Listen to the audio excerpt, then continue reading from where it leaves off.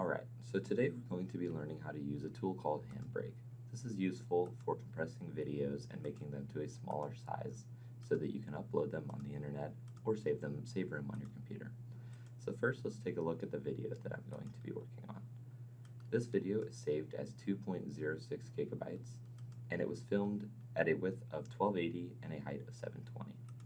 So I'm going to open up my Handbrake, and the first thing we're going to do is go to Source. Click on File, and then you're going to select your file from where it's saved on your computer.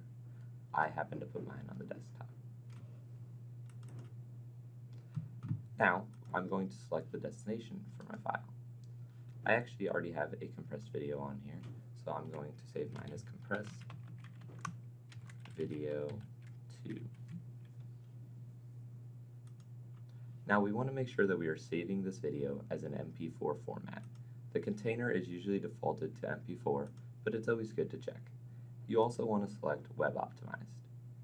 Now, under the picture size, we're going to change the anamorphic setting from loose to none.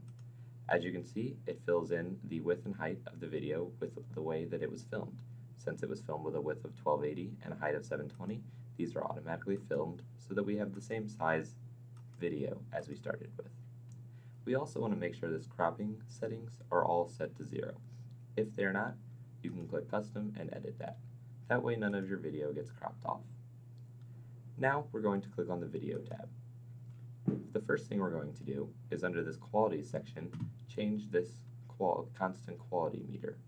You can change it from anything from 0 to 51. 0 is the same quality as you started with. They default to 20, but I recommend picking anything between 18 and 25. Today, I'm going to pick 25 to see if we can get the maximum file compression out of this. We also want to go to the extra options setting and type RF equals 4. What this means is reference frames is equal to 4, and it will help compress our video to the right size. Now the last thing we want to check is the audio settings. This video was filmed at a bitrate of 160, so this is good. We want to keep our bitrate anywhere between 128 and 192. Anything above 192 will make your files kind of large, and anything below 128 will have poor sound quality. I'm going to leave mine at 160 today. Alright, so this is all the settings that we're going to be doing today. So, you're going to click Start when you're ready. As you can see at the bottom left, it'll tell you that it's preparing to encode, and it will also give you a time remaining and a time elapsed. So it's going to estimate how long it's going to take. This can take anywhere between a couple minutes to 10 to 20 depending on your computer and the size of the video. This is a pretty big video at 2.06 gigabytes, so this is going to take about 15 minutes for me. I'm going to skip ahead to the end for you.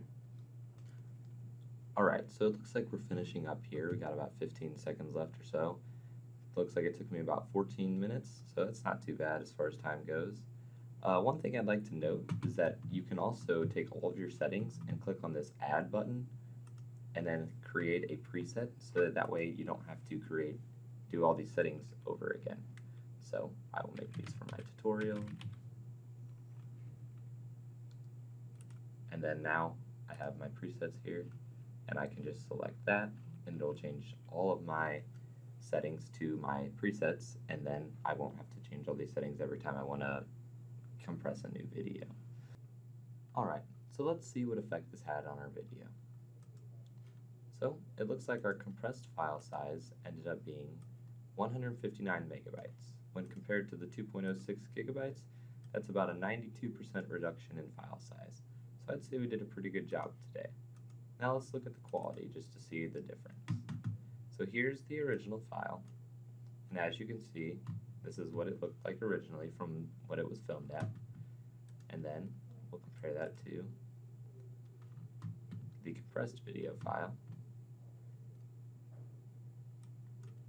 Now, as you can see, it doesn't look that much worse. I can hardly tell a difference in the quality. So I think we did a pretty good job today as far as keeping the highest quality we could in exchange for a really small file size. I hope this tool helps you, and thank you for watching.